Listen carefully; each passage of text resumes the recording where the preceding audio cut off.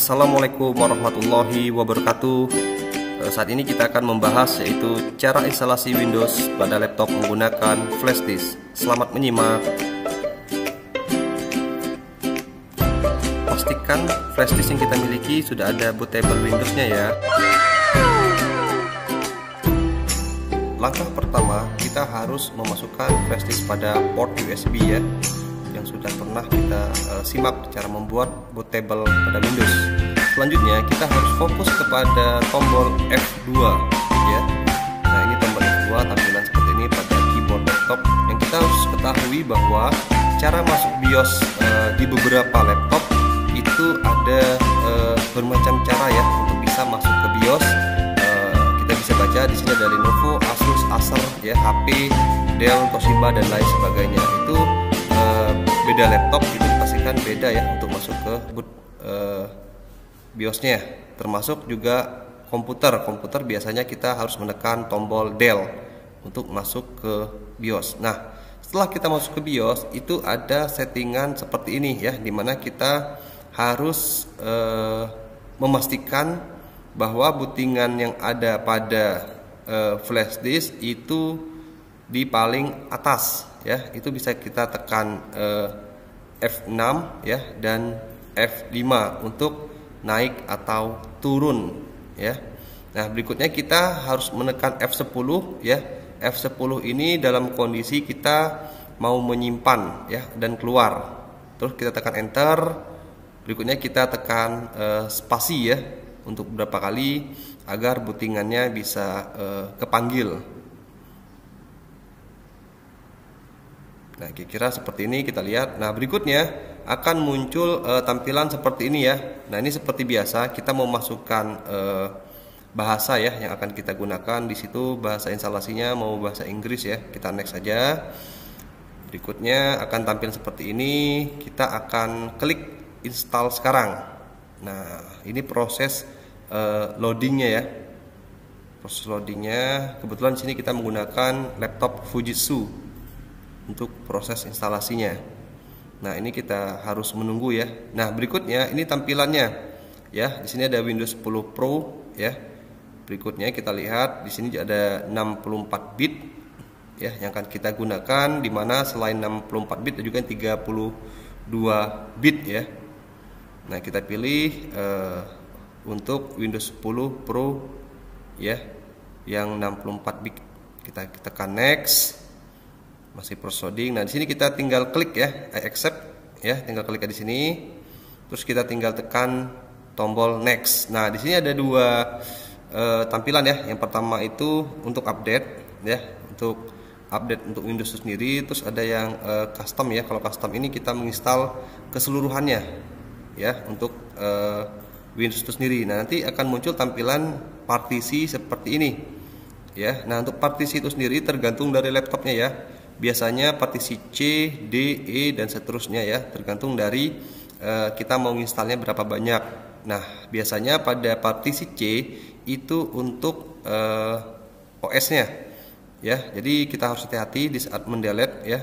Di sini ada beberapa instruksi, ada delete ya, ada untuk menformat dan new untuk membuat partisi baru. Nah, itu yang harus kita perhatikan ya. Seperti ini kita habis mendelete ya. Ini dipastikan data C-nya akan hilang semua ya. Jadi kalau ada menyimpan data di C atau di My Dokumen, itu dipastikan datanya akan hilang ya. Nah, kita klik new ya, di situ ada 204 ya.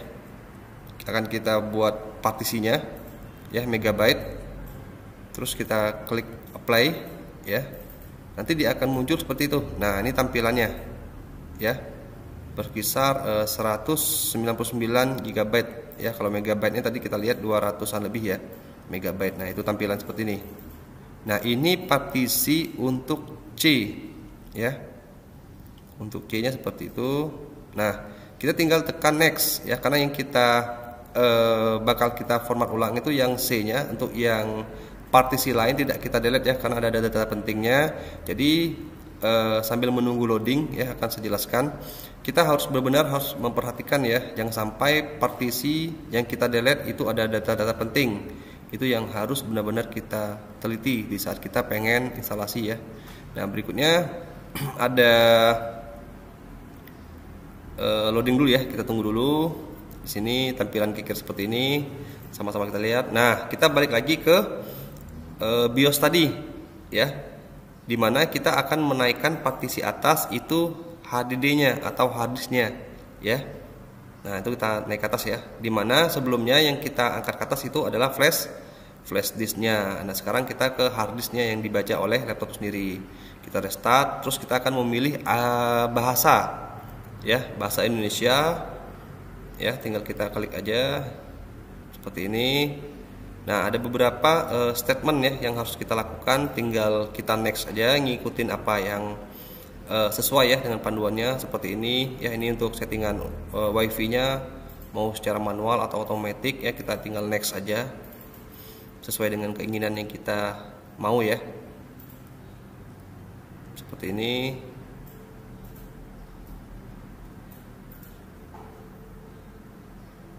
Kita tunggu loadingnya. Nah, berikutnya di sini kita akan memasukkan nama PC ya. Ini nama laptopnya yang kita miliki. Biasanya nama ini bebas saja ya, sesuai dengan pemilik dari laptop atau komputer itu sendiri. Di sini saya ketik lab 1 ya. Kita tekan next ya. Nah, di sini kita lihat ada minta password ya. Oke, kita next saja ya. Berikutnya ini konfirmasi password sendiri ya, kita next. Nah, berikutnya di sini kita lihat ya, ini untuk security-nya. Jadi ada pertanyaan yang akan kita klik, kita pilih. Nanti kita akan jawab sesuai dengan pertanyaan itu sendiri ya. Nah, ini kita bisa lihat, kita bisa memilih mau yang mana ya, terserah aja pilihan yang mana. Terus kita tinggal ketik jawaban dari pertanyaan yang kita pilih, terus kita tinggal tekan next. Kita ulang lagi ya, masukkan tadi pertanyaannya, terus kita coba masukin jawabannya. Kita next account ya untuk security-nya.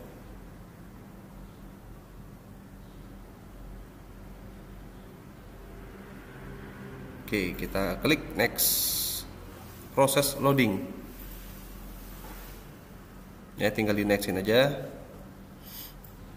Nah, nanti akan tampil seperti ini settingan-settingan ya yang ada di Windows. Kalau mau di setting silakan, kalau mau langsung tinggal kita tekan next. Nah, nanti akan muncul tampilan seperti ini ya. Kita tinggal nunggu untuk beberapa menit ya, sesuai dengan statement yang tertera pada laptop. Wow. Nah, udah muncul ya tampilannya, sudah selesai. Jadi untuk Windows-nya sudah selesai terinstall pada laptop ya, tidak ada kesulitan. Jadi sebenarnya proses instalasi itu sendiri kita tinggal mempelajarinya ya. Terus ini baru tahap awal dari instalasi, baru Windows. Habis Windows nanti kita akan menginstal driver pack-nya atau driver laptop itu sendiri. Berikutnya kita akan menginstal apa? Itu software yang akan kita gunakan, itu software pendukung ya. Jadi biasanya software pendukung itu seperti untuk perkuliahan ya, Office, Photoshop ya, Corel, Adobe Premiere, Android Studio dan lain sebagainya. Nah, itu bebas saja kita mau nambahnya, mau sebanyak apapun ya, tergantung dari kapasitas laptop yang kita miliki ya. Baik, proses instalasi Windows sudah selesai ya. Jadi selamat mencoba buat adik-adik mahasiswa semuanya. Semoga video ini bermanfaat ya buat kita semua. Jika ada yang belum paham atau yang pengen belajar atau bimbingan ya, bisa langsung ke Laboratorium Komputer ISB Atmaluhur. Wabillahi taufiq wal hidayah. Wassalamualaikum warahmatullahi wabarakatuh.